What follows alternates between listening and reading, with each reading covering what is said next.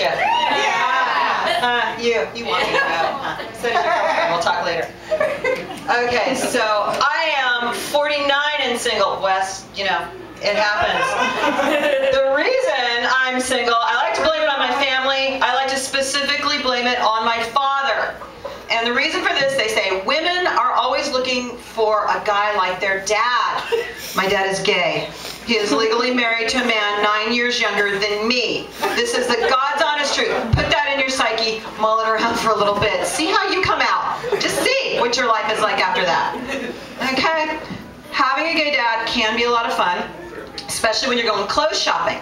So one time, years ago, my dad's taken me to this fancy Christmas benefit party thing, and he decides that I need a new outfit.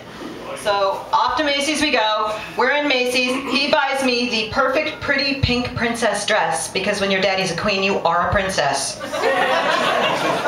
And we're downstairs in the accessories department afterwards, and my dad, he walks up and he picks up this beaded handbag, this silver sequin handbag, and he puts it over his shoulder, and he's like this with it. My dad tops out at 6'5" in his Cole Haan loafers, and he has a southern accent. So he's up there like this, and he looks at the sales girl, and he's all, do you have stockings that'll go with this? Maybe something kind of shimmery? The sales girl's like, what size do you need, sir?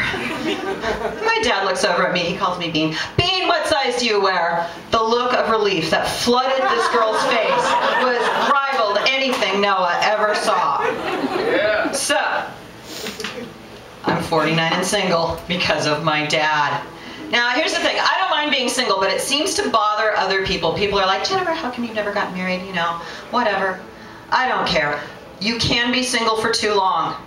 And you know you've been single for too long when you're sitting on the couch watching Pawn Stars thinking, I could hit that. Too long. So your friends start going, you know, online dating. You need to do a little online dating. I'm like, all right, fine.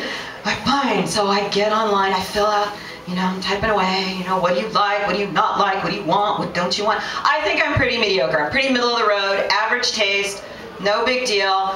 Apparently, eHarmony thinks I'm a perfect match for the entire cast of Sons of Anarchy, because everyone they sent me was a biker from Arizona, I swear to God. The long hair, the beards, the whole 9 yards. And I'm sitting there, I am going through these profiles, you know, Gary the goat guy from Merced, I don't know, not there. Now, being single doesn't mean I've never fallen in love. I did have one true love of my life. And I gotta say I miss him. My ex-boyfriend, Cooter. Now, Cooter was special, you know? Cooter used to take me on these really long, romantic drives up to Modesto for spare auto parts. He loved his Pabst Blue Ribbon. I saw some of you boys in the back with your PBRs. I know who you are. Okay? So he's got his little beer foam on the edge of his mustache, and we're driving up to Modesto for spare auto parts. And, you know, he was such a sweet man. Such a sweet man. The way the sun shine off his mullet while he's headbanging to the entire Leonard Skinner catalog. But he was good to his mama, and it is important, man, it is important that you are good to your mama. Cooter would always wait until after his mama fell asleep before he called me up and tell me to come climb through his trailer window. He didn't want me to wake her up. I do think a man that age ought to have his own room, though. And you know, he was real civic-minded too, always helping out with the freeway, with the sheriff's department and all that. But he wasn't too bright. No, he just wasn't too bright. I came in one day and I said I had an epiphany, and his eyes got all big. He got so excited. Turns out Epiphany was the name of a stripper from his hometown. He thought he was going to get a threesome.